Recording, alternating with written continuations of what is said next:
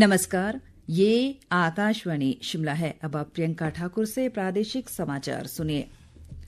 भारतीय सशस्त्र बलों ने पाकिस्तान और पाकिस्तान अधिकृत जम्मू और कश्मीर में मध्य रात्रि को आतंकी ढांचों पर प्रहार करते हुए ऑपरेशन सिंदूर की शुरुआत की। जिन ठिकानों पर सशस्त्र बलों ने हमला किया है, उन्हीं ठिकानों से भारत के विरुद्ध आतंकी हमलों के निर्देश दिए गए और योजना बनाई गई थी। प्रधानमंत्री नरेंद्र मोदी ने ऑपरेशन सिंदूर की रात भर लगातार निगरानी की। रक्षा मंत्रालय ने एक वक्तव्य में कहा कि 9 ठिकानों को निशाना बनाया गया। मंत्रालय ने बताया कि किसी भी पाकिस्तानी सैन्य केंद्र को निशाना नहीं बनाया गया। रक्षा मंत्रालय ने कहा कि यह कार्रवाई क्रूर पहलगाम आतंकी हमले के परिदृश्य में की गई है। इस आतंकी हमले में 25 भारतीय और एक नेपाली नागरिक मारे गए थे। इस बीच भारतीय सेना इस ऑपरेशन सिंदूर को लेकर अब से कुछ देर बाद नई दिल्ली में प्रेस वार्ता करेगी। इस बीच पाकिस्तान और पाकिस्तान अधिकृत जम्मू कश्मीर में भारतीय सशस्त्र बलों के हवाई हमलों के बाद देश के उत्तरी भाग में कई हवाई अड्डों को वाणिज्यिक संचालन के लिए बंद कर दिया गया है। इनमें धर्मशाला, लेह, जम्मू, श्रीनगर और अमृतसर में हवाई अड्डे भी शामिल हैं। गृह मंत्रालय के निर्देशों के बाद राज्य और केंद्र शासित प्रदेशों से सुरक्षा तैयारियों के मूल्यांकन के लिए आज मॉक ड्रिल होगी। देश के 244 वर्गीकृत जिलों में ग्राम स्तर पर यह सुरक्षा अभ्यास किया जाएगा। सुरक्षा अभ्यास का मुख्य उद्देश्य विभिन्न नागरिक सुरक्षा उपायों की संचालनगत प्रभावकारिता और समन्वय क्षमता का आंकलन और परीक्षण करना है।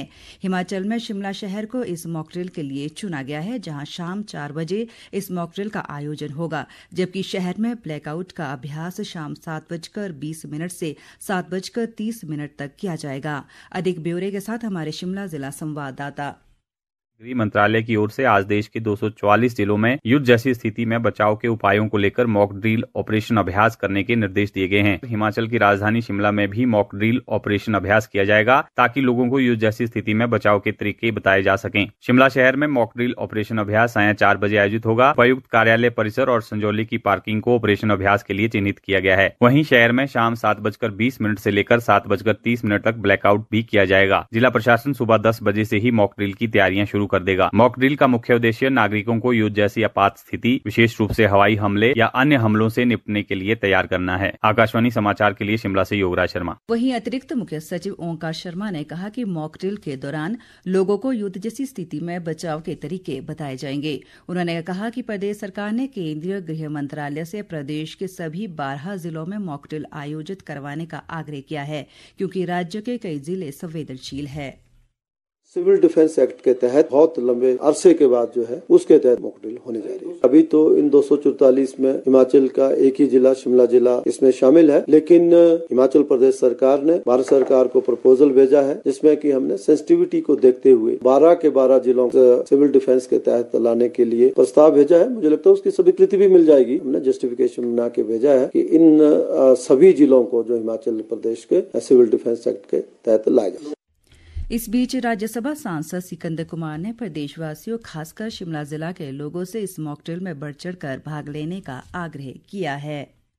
केंद्रीय गृह मंत्रालय की सूचना के अनुसार देश के 244 जिलों में प्रशासन की ओर से नागरिक सुरक्षा व्यवस्थाओं की तैयारी की दृष्टि से मॉक ड्रिल होने वाली है। आप सभी से मेरा विनम्र अनुरोध है कि इस मॉक ड्रिल में आप भाग लें और प्रशासन की पूरी मदद करें। और विशेषकर हिमाचल प्रदेश के जिला शिमला के सभी नागरिकों से मेरा निवेदन है कि वो सभी कल इस मॉक ड्रिल में भाग लें और प्रशासन का सहयोग कर इसे सफल बनाएं।